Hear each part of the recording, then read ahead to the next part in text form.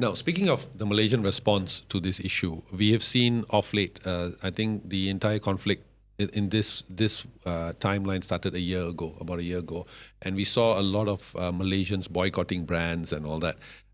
Companies that had Israeli connections, or companies who were claimed to have been supporting the entire Israel invasion. But I just want to get your perspective on this. Is there a difference between the economic companies, the economic section of this, as opposed to not recognizing the state of Israel politically? Is there a difference that we should know, that we should practice? Of course, for Israel, they try to get anything. If they can get the full package, diplomatic recognition, economic relations, cultural exchanges, and other relations, they would go for it. This is what they have with the US, for instance. This is what they have with many European countries. But in the Afro-Asian region, the people of these countries are still very suspicious of Israel. And anybody who watches the news in the last 1 year will rightly be suspicious of Israel's intentions, because Israel is not only bombing the Palestinians, it's bombing everywhere. Everyone, yeah.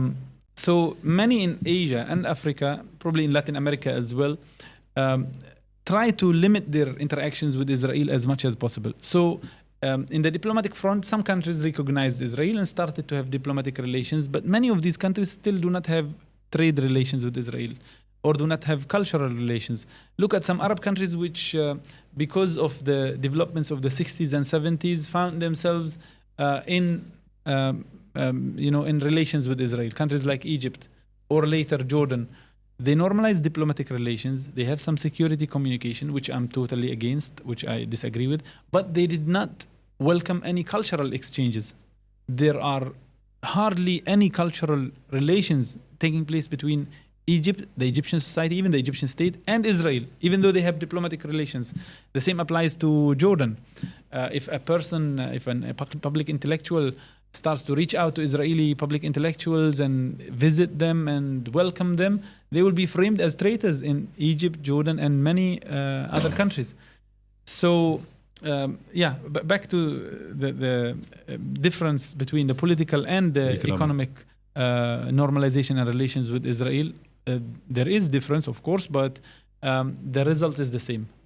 If Israel starts to talk to one party, they will make sure that they normalize in all fronts.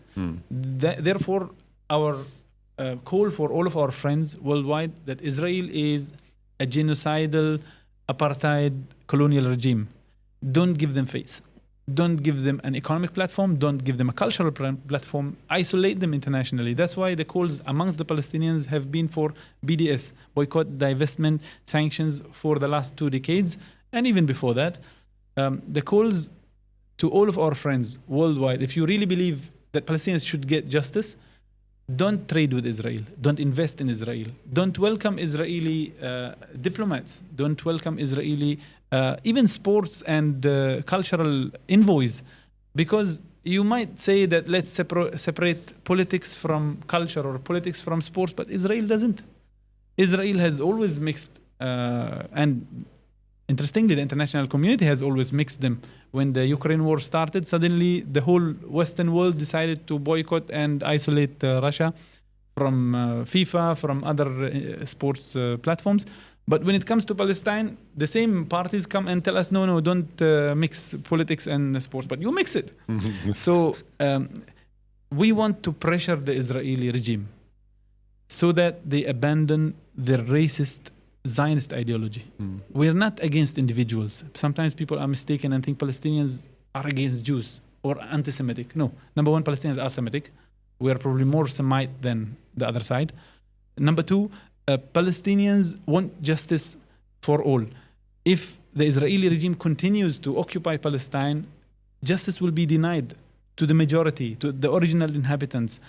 We want Israel to change its policies. We want the Israeli regime to abandon Zionism and eventually a Palestinian state to emerge in historical Palestine where everybody can live in peace.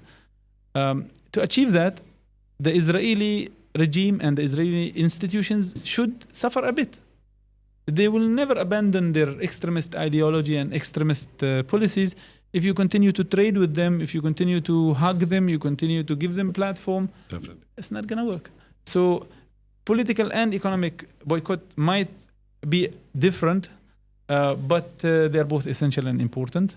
And different countries have different ways of contributing. In the case of Malaysia, if there is $1.5 billion of bilateral economic trade, let's start there. Let's limit that. Luckily, there is no diplomatic exchange. I hope this will continue. Cultural exchange, don't give them a platform. They already have a lot of platforms in the West. So don't contaminate your public discourse with their genocidal ideas.